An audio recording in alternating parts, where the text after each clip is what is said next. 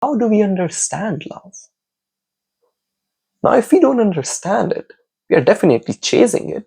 We definitely want it. We think we must be feeling that as well. But is it really true? I feel that we are on the wrong direction completely, and hence, a lot of times we end up with the wrong partner. We just don't understand it. So let's talk about it.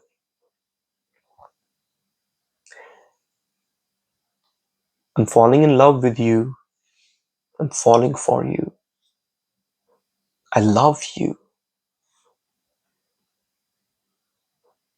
Take a moment and see how you're speaking. Basically, see what you are speaking. For an emotion, you becomes a trigger, an anchor, a reason. And what is this emotion? What is it doing?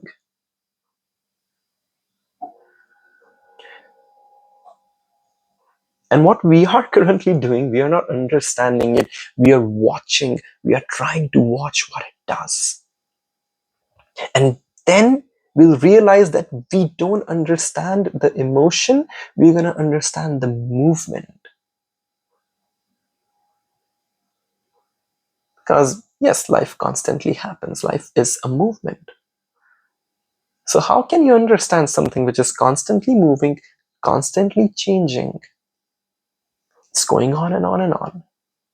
You can't. You can't understand it. So, practice to watch, to look, see what it is doing. And then you understand the movement.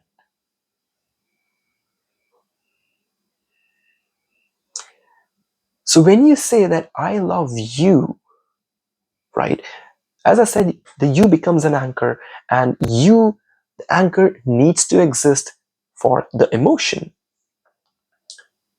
And how we have understood emotion, and I'm not talking about the psychologist, I'm just talking about in a very layman language, how we understood, what am I doing? How we understand emotion is as it is a part of me, the me.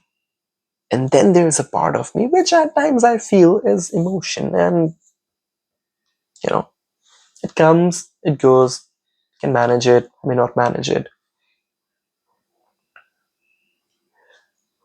But if you truly see what happens,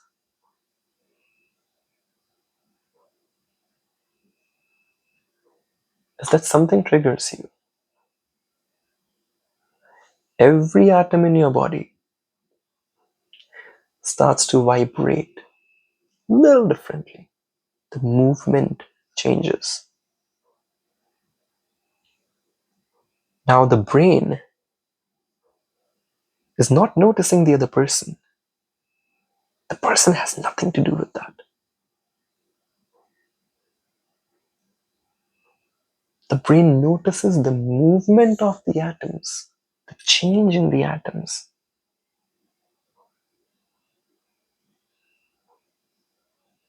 And now encodes that message. Now, because in a normal state of awareness, we cannot see the movement ourselves, so we need to understand it. There is a calculation, a formula, a trick that the brain has for you to feel that, and then it creates something, creates an understanding, which is emotion. So, on the whole, you are basically watching a change in your body. You just started to kind of word it as an emotion. Now, a separate movement is anger. A separate movement change is love. A separate movement is anxiety. But if we see every emotion is basically your entire being moving in a little bit of a different frequency, that you understand. So, As an example, where what we are talking about is love right now, you become it. From tip to toe, the entire you become love. Because that movement is you. How is it different? You are that movement.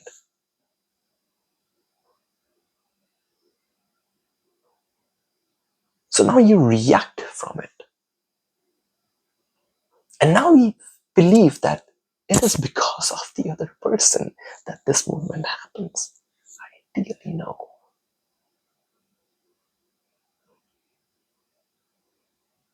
If we truly, truly want, we can create that movement ourselves. We are fraction of this consciousness. It's a whole different topic of what that is.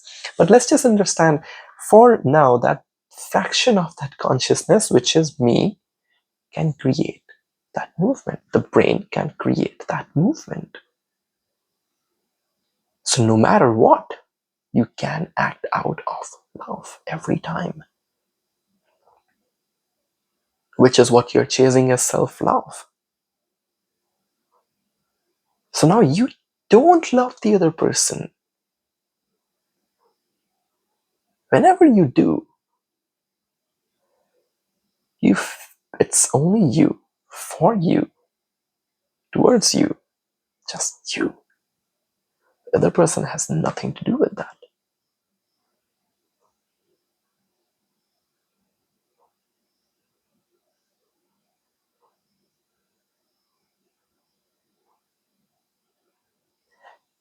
Now we are waiting.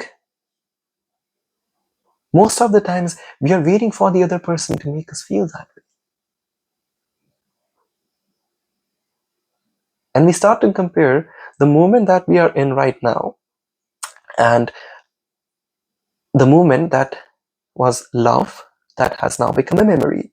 And we want to feed it because it's amazing and we are waiting for it and we are waiting for the other person to make us feel that way, which causes friction. Because you have given something else the authority, a responsibility for your movement. It's not going to happen that way.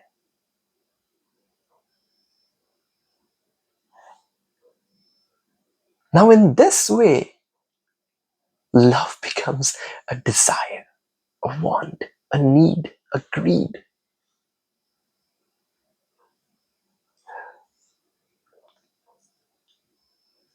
Now, how you understand, you realize that you cannot create that movement because you love someone, right? You cannot create that movement. Somebody else has to create it for you.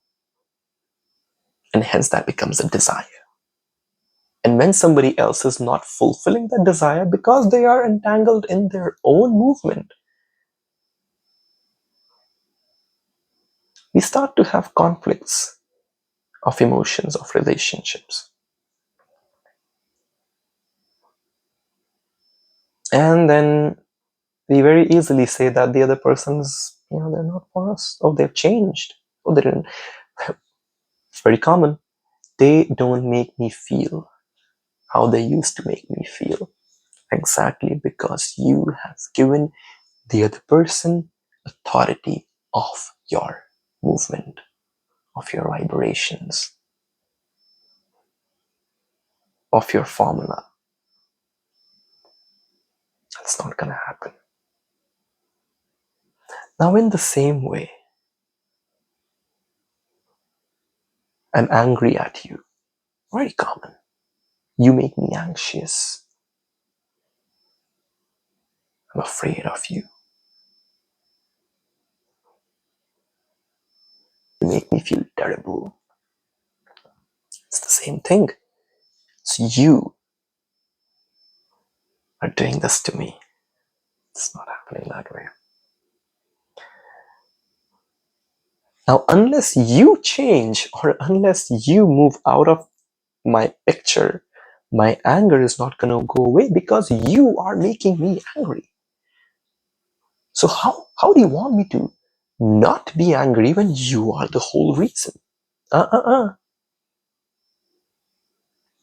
Take a step back and see the entire you has become anger. And whatever you are doing, you're reacting out of that movement. And when the entire you has changed, your vibration has changed, how do you expect to see something positive?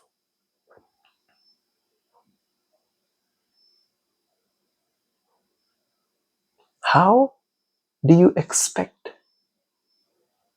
to actually, really feel love and hold your relationships together? Unless we are able to understand the movement, what all this dance is, that I am completely responsible of my movement. The other person has nothing to do with that. The chase of emotional intelligence, which is a wrong word, I would like to call it emotional awareness, is always going to end up in the wrong direction, and you're going to keep on chasing it. You are going to make your own beliefs, your own systems about it, and it's going to go in circles. Nothing will come out of that.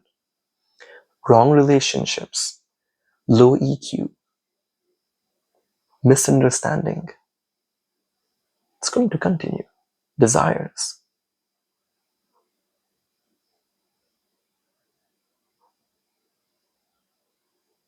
We are being consumed and tricked by our own brain. And it's time we understand that.